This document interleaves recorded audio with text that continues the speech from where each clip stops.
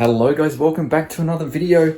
Today I wanted to share with you all the equipment that I use to record my music. So for those that don't know, I've released 17 singles. That was just, I did it through DistroKid, which is a service you can use to upload all your music. And that was all done, all the recordings, bar one of them, was all done just with my acoustic guitar, piano, and then just the microphone. So I will share with you today the equipment that I use. So we've got down here on the bed, got the Mogami lead, which is an XLR cable. Both these leads, by the way, are Mogami. They're 2 meters long. So this is the XLR, which is for the microphone, and this is the TRS, TRS lead. So this is what you plug into your guitar. That's for the mic and also for the piano. Then, as you'll see what this is for, this is called a Dynamite SE. It is a preamp, which I needed because of the microphone, which you'll see in a second. So that's what that is, this little guy. So those are those three pieces. Then we have the Focusrite.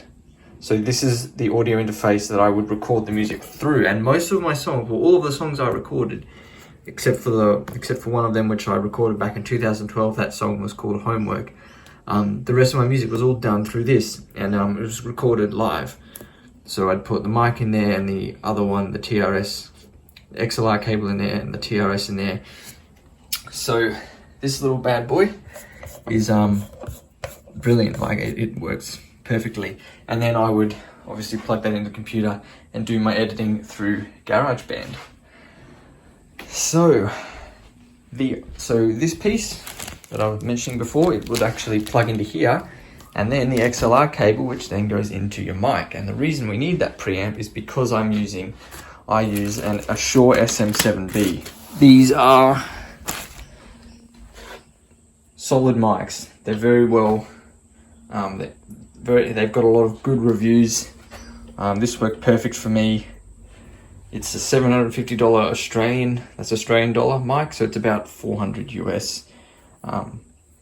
Shure SM7B. I thought, look, I'm going to record, I want to do it once, and I want to do it to the best of my abilities for a bedroom recording, so I went with the Shure SM7B. All this equipment I bought brand new. There's also the stand there, which is just 3 legs, a tri-stand, I guess you'd call it. And it's got a boom arm, so that could come across. And yeah, there's the mic. So because this is such a power-hungry mic, it's a dynamic microphone, not a condenser. I needed to add that booster. What do you call it again?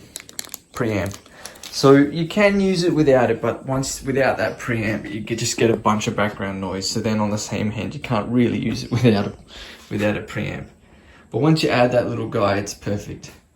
And like there's no, like it doesn't pick up any sound, at least not to the human ear, just by adding that extra thing. So it was brilliant. So it's a solid mic. So that's what I use, and that's the settings I recorded on. So there's the mic. Guitar, I use the Yamaha APT XT, what's it? Oh, there we go, APX-T2. So it's a 3/4 size guitar, steel string. I've got Adero, I think they're called, strings on it. Phosphor strings. And yeah, that's the guitar I use to record all my music. Then the piano I used is also a Yamaha. I think all my instruments are Yamaha. I also have a Yamaha drum kit. I used to have an electric Yamaha drum kit. I also have a Yamaha trumpet. They just make reliable stuff that is still at a good standard, or at a high standard. So Yamaha, this is the Piaggio NP32. It's a 76 key piano, and that's what I recorded a couple of my songs. So I used that for memories and part of it all. If you listen to those 2 songs, you'll hear that piano.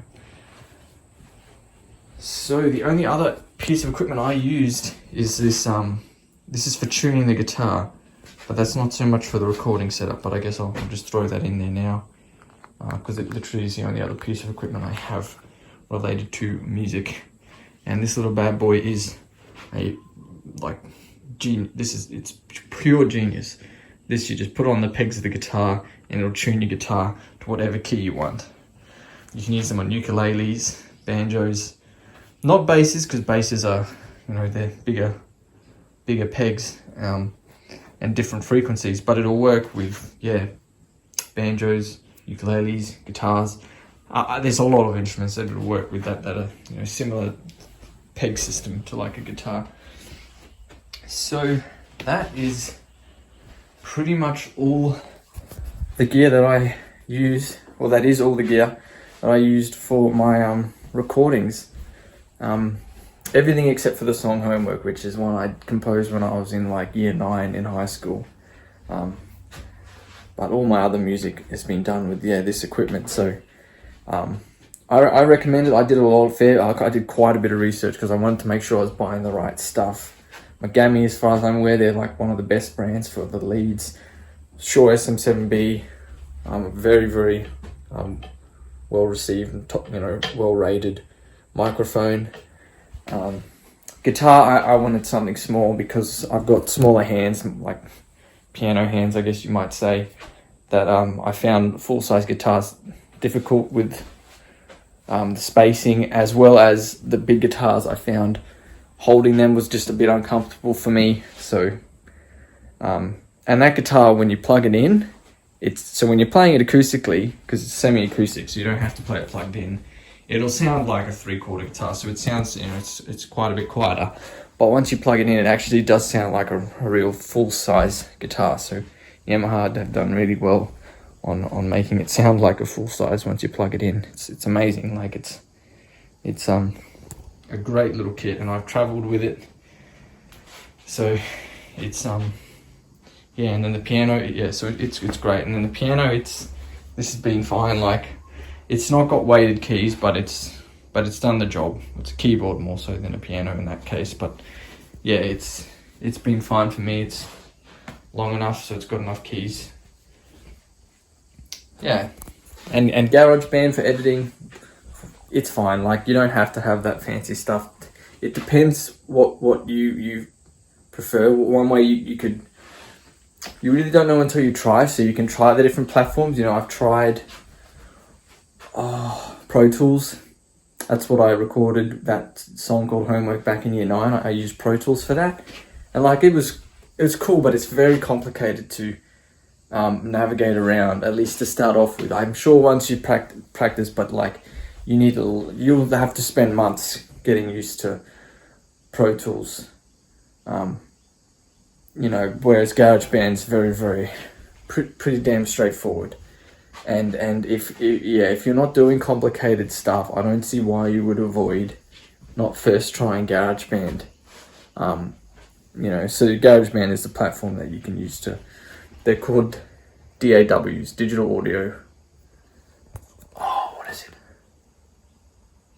Forgotten what it stands for, but I know you call them DAWs.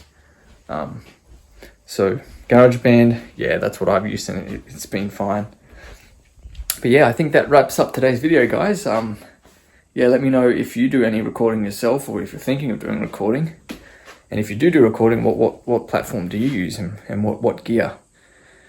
So that's all for today. See you guys next time.